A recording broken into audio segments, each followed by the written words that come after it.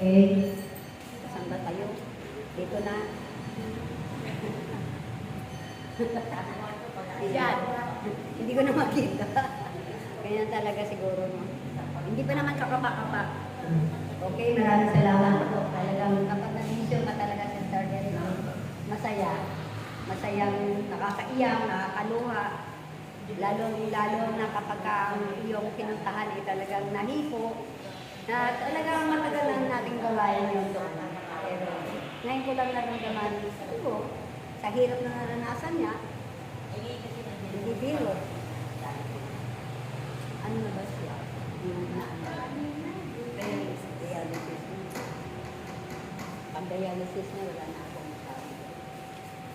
Okay, sabi nga, alam mo yung mission ko na ito na ipanalangin natin ang mga lugar.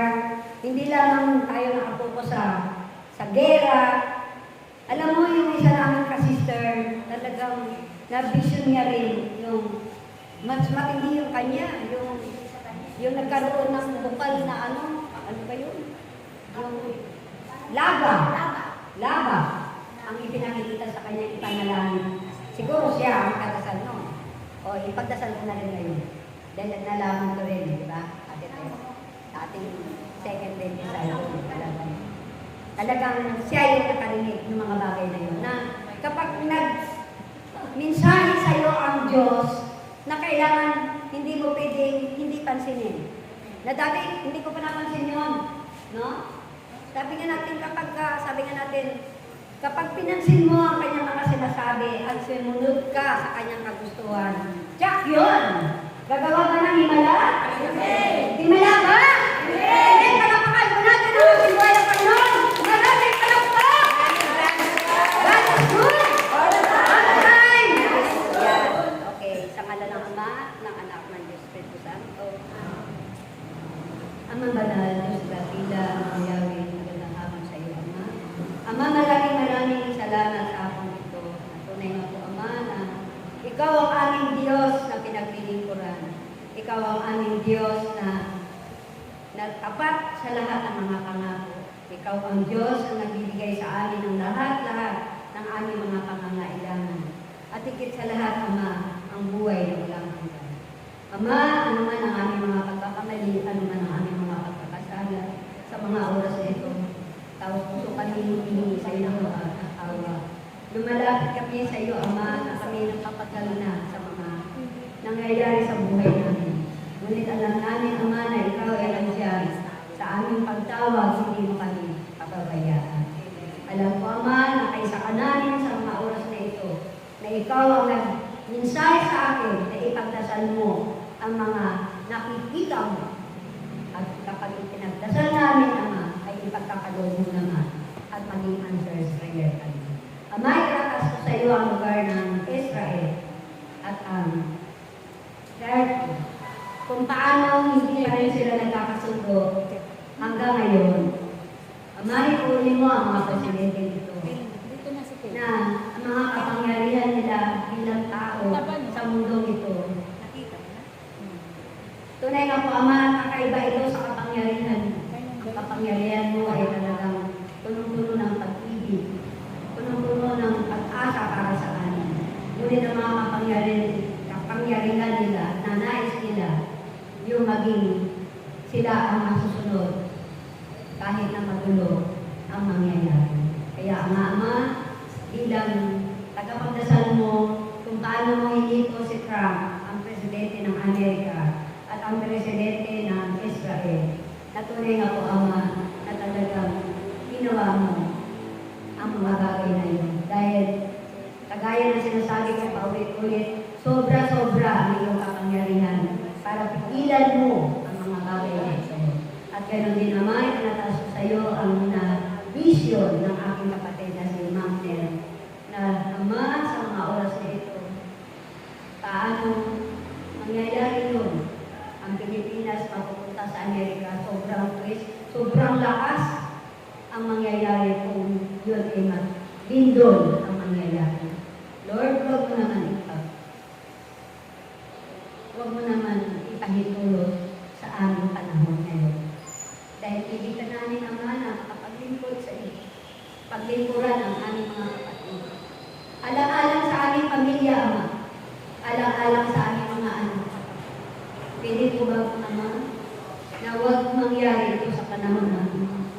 Palagi kami mananalangin sa iyo, Ama. Hindi kami magsasawa. Hindi kami maghihinawa, Ama, na ipagpatuloy namin ang panalangin na ito. Palagi kami humihingi sa iyo ng tulong at Ama. Kaya, Ama, sa samahan mo pa rin kami sa gawain ito hanggang mamaya. Ama, pagkaluban mo kami ng kapayapaan ng isip, kapayapaan ng kalooban, at punuin mo kami ng pag-ibig at pagkakaisa sa mga oras nito. Ama, maraming salamat sa lahat-lahat ng aking kahilingan ay inaangkin ko na sa pangalan ni Jesus na aming tagapagligtas. Amen. Amen. Amen. Palakpakan ko natin ang ating buhay na Panginoon. Maraming salamat! Ayan. Alam mo, puro ulo na lang ang nakikita ko.